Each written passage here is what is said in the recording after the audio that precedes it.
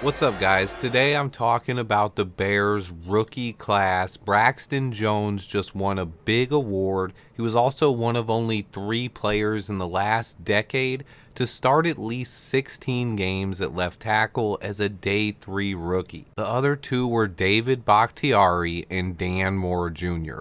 We also had 3 players named to PFF's all rookie team.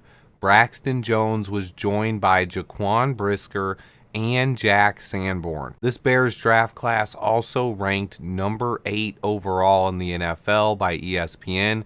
Very impressive considering we did not have a first round pick and entered the draft with only 5 selections total. Bottom line is Ryan Poles nailed the first draft and has much more draft capital heading into this next offseason. The Bears also led the entire NFL in snaps by rookies by more than 1,000 snaps. That experience for the youngsters will go a long way going forward.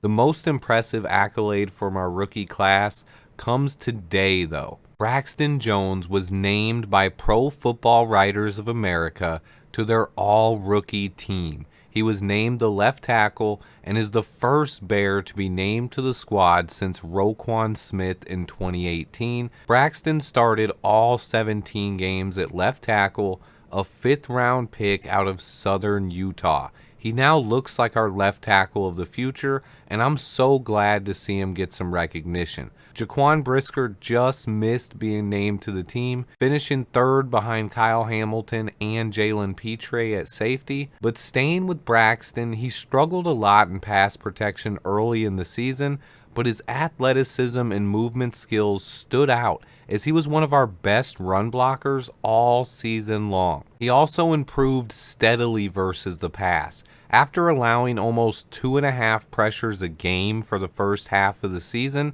he allowed only 1 per game in the second half, and multiple of those came in one game versus the Detroit Lions. Other than that, he was really good down the stretch. Bottom line is he played great football over the second half of the season and was our best lineman down the stretch of the year. Like every 5th-round rookie, he does need to work on some things in the offseason, but I've said all along that once he gets to spend an offseason in our strength and conditioning program, look out.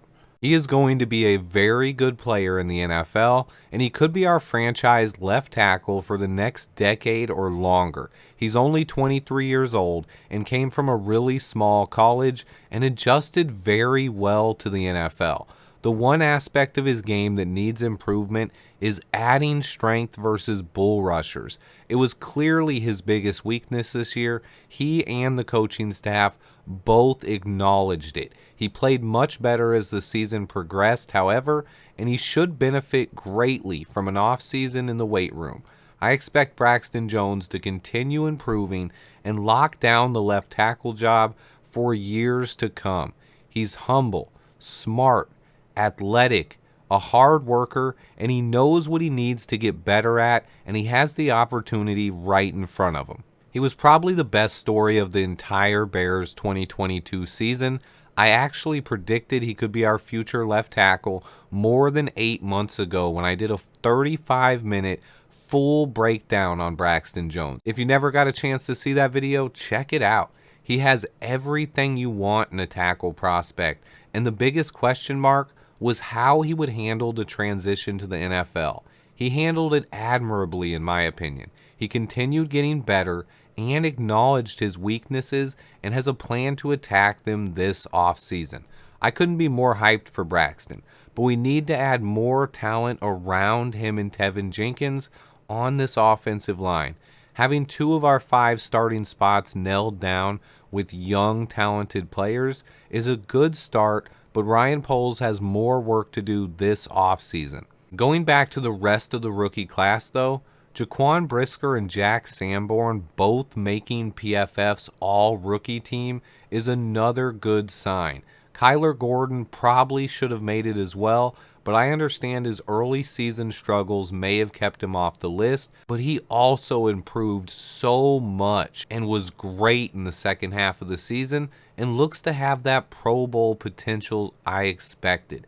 Velus Jones Jr. also began showing some of his dynamic playmaking capabilities later in the year. He's another guy that's trending upwards going into year 2. Jalen Jones joined Jack Sanborn as an undrafted free agent who looks like he's fully capable of playing very well in the NFL. Then we have rookie punter Trenton Gill, also played very well all season. Dominique Robinson, meanwhile, flashed huge upside early in the year, but he was neutralized for much of the season and needs to get better in the offseason. Adding talent around him on the defensive line should only help, though. All in all, Ryan Poles added a lot of young talent this offseason, and now he heads into 2023 loaded with ammunition and flexibility to add more young talent and some big-time talent as well. Poles has all the cap space and draft capital we could hope for.